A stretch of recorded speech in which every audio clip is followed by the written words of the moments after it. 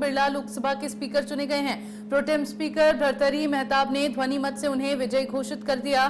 PM Modi ने नए speaker को आसंदी तक छोड़कर आए। इससे पहले पीएम मोदी ने ही उनके नाम का प्रस्ताव रखा था।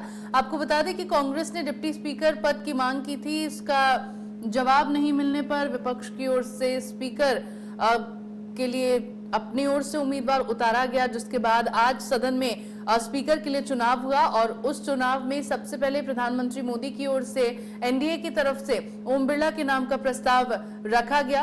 उसके बाद जब चुनाव हुआ तो पीएम मोदी के इस प्रस्ताव का समर्थन उन तमाम सांसदों की ओर से किया गया जो इसके पक्ष में थे और सर्वसम्मति के साथ ध्वनि मत के साथ इस चुनाव को ओम बिरला ने जीता और उन्हें लोकसभा का स्पीकर घोषित किया गया। तो एक बार फिर से लोकसभा के स्पीकर ओम बिरला बनाए गए हैं, जिसके बाद प्रधानमंत्री नरेंद्र मोदी और तस्वीरों में भी आप देख सकते हैं राहुल गांधी और किरण रिजिजू भी उनके साथ थे।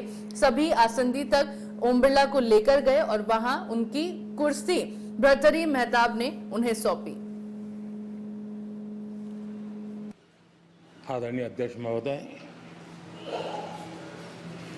ये सदन का सौभाग्य है कि आप दूसरी बार इस आसन पर विराजमान हो रहे हैं। आपको और इस पूरे सदन को मेरी तरफ से मैं बहुत बहुत बधाई देता हूं।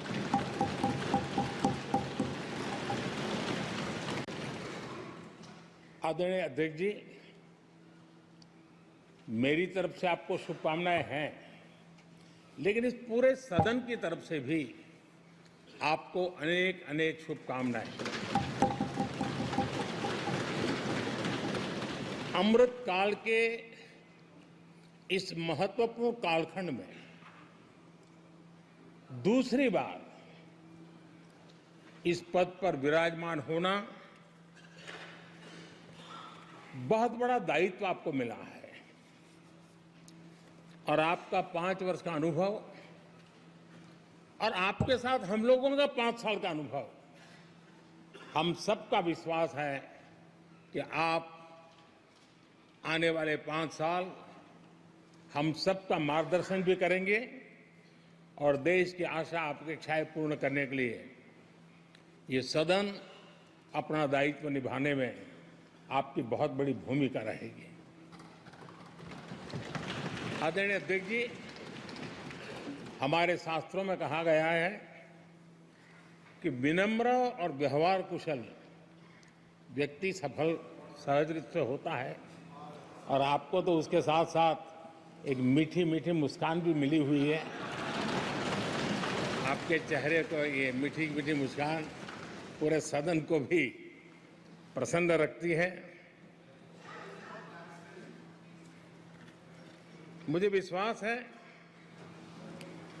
आप हर कदम पर नए प्रतिमान, नए कीर्तिमान गढ़ते आए हैं।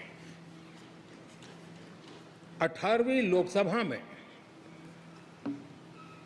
स्पीकर का कार्यभार दूसरी बार संभालना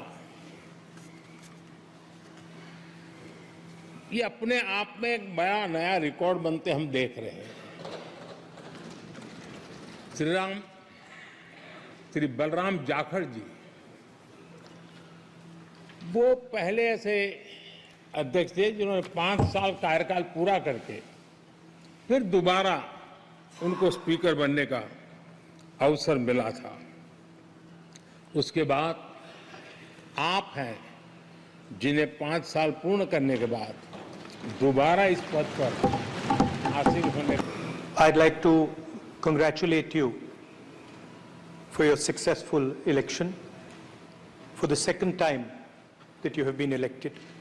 I'd like to congratulate you on behalf of the entire opposition, on behalf of the India Alliance. Speaker Sir, this House represents the voice of India's people. And you, Speaker Sir, are the final arbiter of that voice. Of course, the government has political power, but the opposition also represents the voice of India's people. And this time, the opposition represents significantly more voice of the Indian people than it did last time. Speaker, sir, the opposition would like to assist you in doing your work. We would like the House to function often and well. Speaker, sir, it is very important that cooperation happens on the basis of trust. It is very important that the voice of the opposition is allowed to be represented in this House. And we are confident that by allowing the opposition to speak, by allowing us to represent the people of India, you will do your duty of defending the Constitution of India. I'd like to once again congratulate you, Speaker, sir, and also all the members of the House who have won their election. Thank you very much.